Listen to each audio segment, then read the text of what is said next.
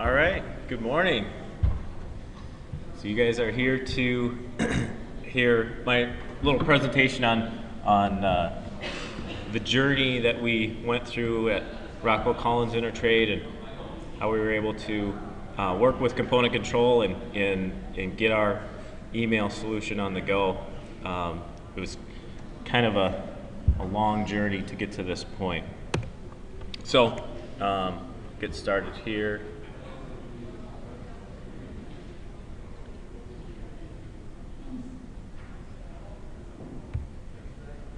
Okay, so I'm Dan Hellerstedt. I've been with Rockwell Collins for 9 years now as a senior business analyst. And in that time, the majority of what I've been doing has been in the SAP framework. And so I've spent some time doing SAP quality, supporting Rockwell Collins in that function. I've spent some time doing SAP service, so Rockwell Collins has service facilities all over the world, doing MRO activities, very similar to what we were doing in Quantum. And then more recently, serving on the FI CEO team with SAP. And part of that 9 years has been doing data conversions from other systems to SAP. So when Intertrade decided to select Component Control and Quantum as their ERP 2 years ago, it was a great opportunity for me to get some more experience and to really leverage my past experience with data conversions. And so Intertrade has been on Quantum now for about 2 years. And in that time, we've gone through a number of Quantum upgrades. I think we started on version 9.5 or something like that, and now we're on the latest release, 10.5. So a little bit about Rockwell Collins. We're a pioneer in the aerospace and defense industry. We've got global operations, and we do a lot of engineering, research, and design of new products that get into a lot of the future aircraft. We've got a lot of components on the new 787 Dreamliner. And then we also get into a little bit of the ground to air communications. We've done work with local police and fire to help modernize their communication and help set up those command centers when a disaster does happen. So we're located all over the world, pretty heavily in the United States, but we do have global operations that are expanding. And one of the areas that we're really looking at heavily over the next 5 years is China and a lot of the growth that's happening in that region. And so that's going to be a big area of our focus in the next couple of years. So where does Intertrade fit into the Rockwell Collins fold? Intertrade was founded in 1969 and was acquired by Rockwell Collins in 1999. So Intertrade has been a standalone company folded into the umbrella of Rockwell Collins. So they're two separate companies, but we still operate just like another location. So you go into the Intertrade building, it looks much like you would see if you went into a Rockwell Collins facility. So they've got over 90 employees, and currently they're in the US, the UK, France, and Singapore. And a lot of the international locations are sales offices and coordination offices, but we do run some 3PL warehouses through those locations too. But our main headquarters is in Cedar Rapids, Iowa, and our main distribution center is in Memphis, Tennessee. So we do have globalization issues that I'm sure you guys all have to deal with, and performance and that kind of thing. So we're we're struggling with that stuff too.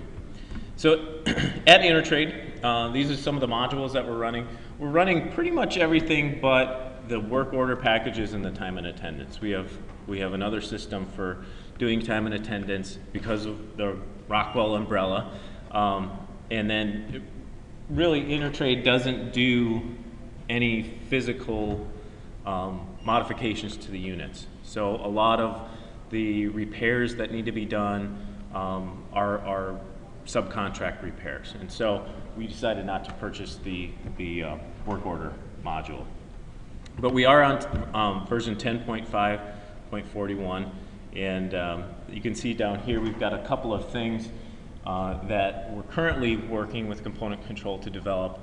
One of them you probably will hear about next year, and that's using our Rockwell Collins relationship and now part of our company for EDI. So AirInc is another EDI provider, and we're working with Component Control to integrate them as another option for EDI.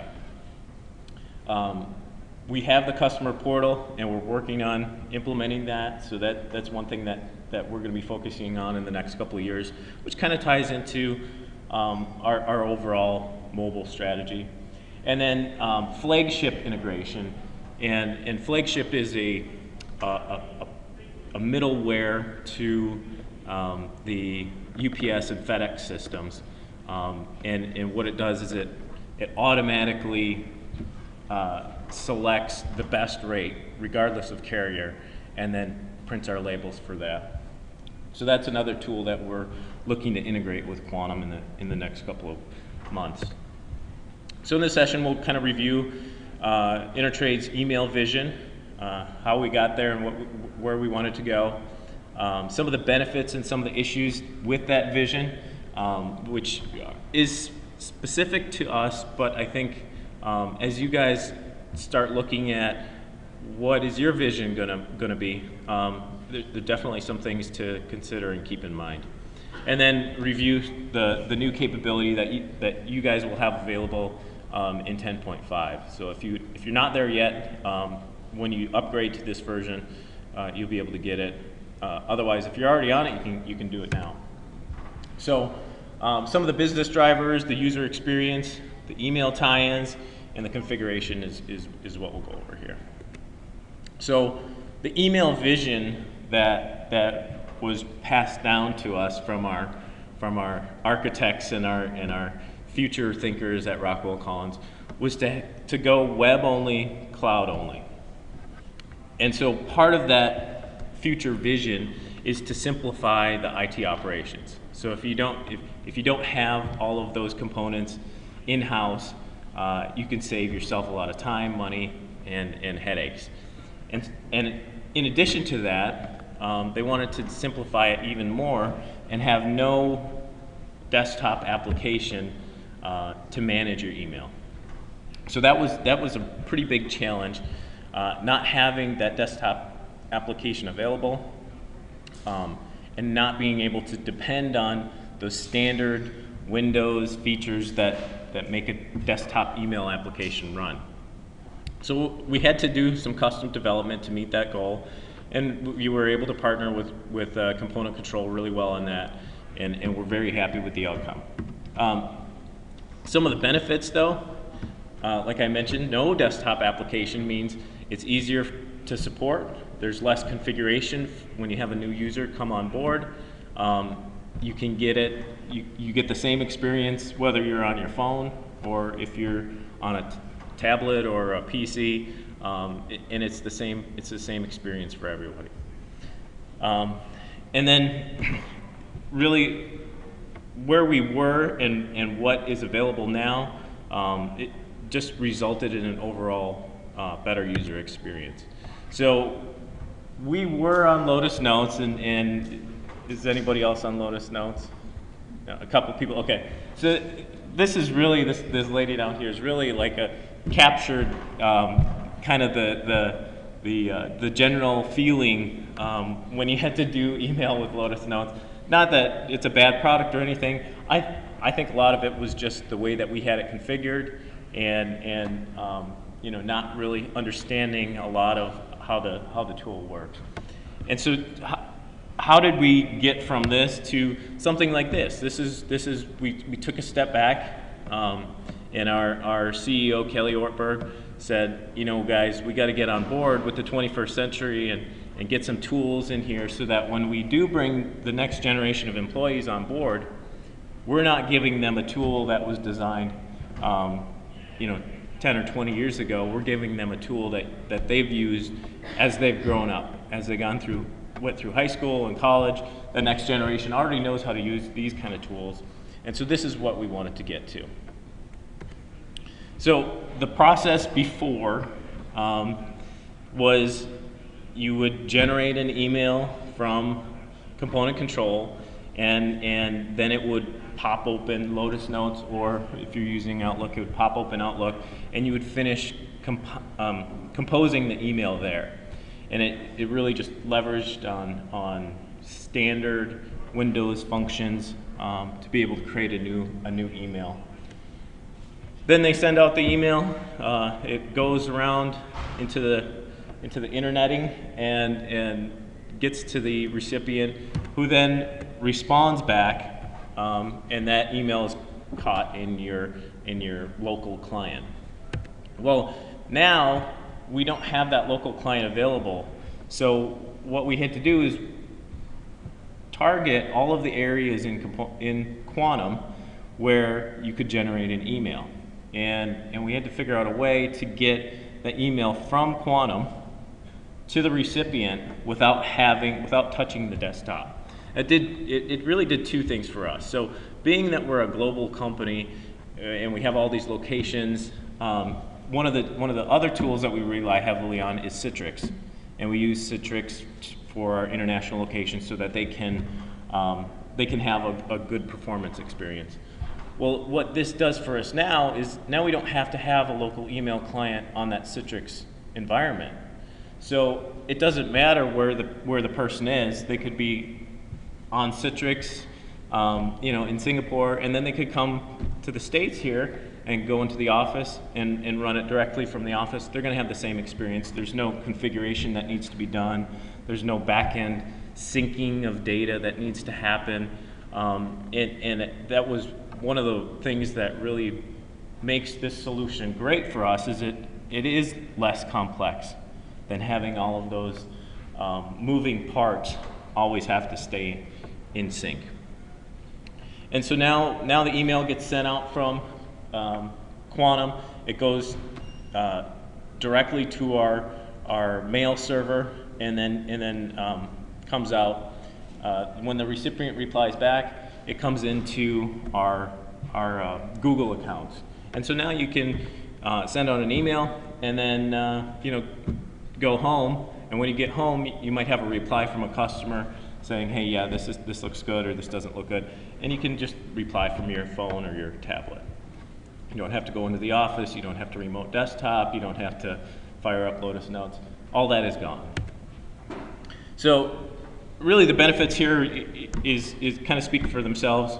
A better mobile email experience. Users are much happier. Even though the majority of the emails that they're sending on a daily basis are not generated from Quantum, they spend their life in their email inbox. And so being able to really facilitate all the points that connect to their email has been a really great experience for them. And then we get a world-class email security and cloud access solution. So it doesn't matter if you choose Google or if you choose Microsoft or Yahoo, they'll all work as part of this solution. So the email tie-ins, really the ones that we were targeting here were sales orders, quotes, purchase orders, that kind of thing. Event manager, and then any kind of attachments. So the email composition, now this did exist before that you could email directly out of Quantum, but it wasn't quite where we needed it to be.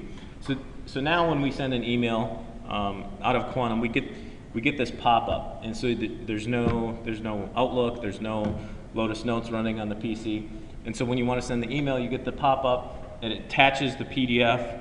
In this case, we're doing a sales order here, and then you can type a little message, and then at the bottom we've got our same email signature that we have in Google, and it's really kind of convenient how that works. And I'll show you here in a second. So the email gets sent out. In our case, we have a little issue with the font, at least on my computer. But anyway, the email looks great, other than for me, for our customers, and they don't know any different. And then when they reply back, it gets routed properly. So part of the changes to do this had to be developed. So the global settings that you probably are familiar with still reside there, and they serve as a default for anybody who doesn't have their profile configured. But basically, this screen is obsolete for us now. It's overridden by the user configuration. So within the user settings, for each user, we'll go in and we'll click on this new button down here, email configuration. And then once you're in the email configuration, this is where you'll define who you are and how you're going to connect up to your network. So here, this is our email server. So you just plug in that, and then this is the HTML version of my email signature. Now it looks really goofy, and you're not going to type that in there. But what you can do is take any old email, like the one that we just saw, and I think it's 4 clicks. You can inspect the email and then click on the signature piece that you want to copy, and then you can copy the HTML code from that email and just paste it in here. So what we've done, it's not 100% how I'd like it, but it does work very well. And so what we've done is we've trained our users to be able to do this and update their own email signatures as they need to. So there's the HTML signature. And then the other piece that we needed was some sort of audit to determine, hey, are folks sending emails? And if they are, how do we prove that they actually sent them? Because there's a lot of times where customers will say, well, you never sent me the email, or I never got it, or something will happen. And so this is a way for us to be able to go in and take a look and say, hey, yeah, we did send it to you. It's a troubleshooting tool, really. So we've got an email login here, and this just kind of gives you a summary rundown of here are the things that were emailed on a particular day, who they were sent to, and what the high-level subject is. So then, kind of what's next? So one of the things that we just heard this morning was really a focus on the mobile technology and the mobile approach, and that's really where we're headed to. I was really happy to hear some of that stuff, and it aligns perfectly with where we want to go and where we want to take our mobile solution. And so this is one area that we're going to be focusing on. How do we utilize some of those projects that we've got in play? How do we utilize the web portal to push as much content as we can onto these mobile devices so that our folks can work more effectively? So this presentation will be on the Q group, and then kind of some of the takeaways. Really look at your business drivers. What is going to make your employees operate more effectively? For us, getting off of these old tools has really helped, and not to plug Google at all, but being able to use Google Apps and using those collaboration spaces has really accelerated the growth of our company and has accelerated some of our earnings and a lot of our research and development. Being able to collaborate quickly on things has been really key. So the user experience has to be number one. That was something that was really frustrating for our users, and I think we hit it out of the park with the Google option. And then, you know, as you guys know, Quantum has a variety of email options. So it may not work well for you to have a no email client solution like we were challenged with, but there's still a lot of options there. So Quantum is pretty flexible and pretty dynamic to be able to meet your needs. And then though we are pleased with Google, it doesn't mean that this solution only works with Google. So like I said, you can use Microsoft, you could use Yahoo, you could use any other cloud provider that you want. Really, this is a way to get you further into the cloud and really have a better user experience. So with that, that's about all I had today. You can contact me here, and then I'm also on Google+. Of course, we're on Google now, so we're pushing that pretty hard. Does anybody have any questions? How did you access that email log? Oh yeah, I'll show you. So it's going to be right here now, and so this is going to track any of the emails that are generated from Quantum itself. Yep, under system setup, maintain system tables, and then system browses. And one thing that I didn't mention is Event Manager, and this uses the same email approach that Event Manager uses to send mail. So Event Manager is running in the background, and when it decides it needs to send an email, it sends it directly to your mail server. And those emails also do not show up in here. So they're kind of two separate architecture and solutions. One of them obviously being the manual emailing, and the other one being automatically generated. But you can go into Event Manager and look and see what was sent out. Yeah? Do you use the contact manager and document emails that way? Yes, we are using Contact Manager, and within, and I don't have a screenshot of it here, but within each of the documents, so let's say so like here this is a sales order acknowledgement. So within that document, there's a little checkbox to send the email this way, to preview it here. So we have that checked for all our documents there. But Contact Manager, we are using Event Manager to push those emails. So if we assign a new contact to somebody, we have an Event Manager running that will pick up the fact that you have a new contact and you've assigned it to somebody new, or it is new and it's assigned to somebody new. It'll email out through Event Manager, but not in this same fashion here through the screen.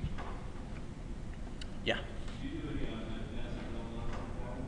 I'm sorry. Can you? Sorry, if anybody has any questions, I'll give a real mic. Okay.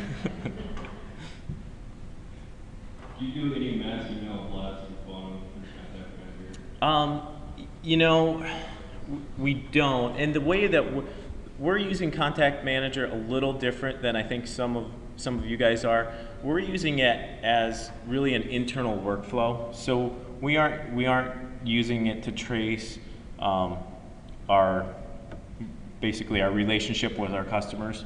We're using it as a, hey, warehouse, we have this issue with this part, can you guys go look it up? And it really becomes a kind of a to-do list, a task-driven to-do list for internal purposes. So we don't do a lot. We don't do a lot of email blasts, but we are looking at doing, you know, one for like, you know, holidays or, you know, operation type, you know, notifications. Hey, we're going to be down for this event, or we're going to be out for this holiday, or the offices are closed, and that kind of thing. So, but yeah, we don't use Contact Manager like that.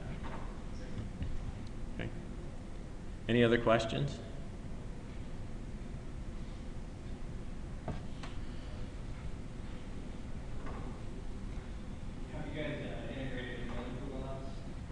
I'm sorry, what was it? Have you guys like utilize G Drive or Google Drive? Yes, yeah, we are utilizing Google Drive heavily, and we're always looking for ways that we can integrate into that a little bit more. So for instance, a lot of our attachments, that would be something that we'd really like to be able to do, to essentially change the architecture of where our images are getting stored.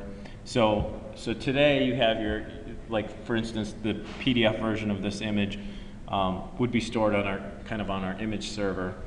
I think what we'd like to do, and we're still working on plans of how to do this, is to move our document imaging source to Google Drive, because one, we can access it anywhere, and two, the storage is a lot cheaper having it in Google Drive than having it in-house. So yeah, that's one of the things that we're looking at. So if you got any ideas of how to do that, let me know.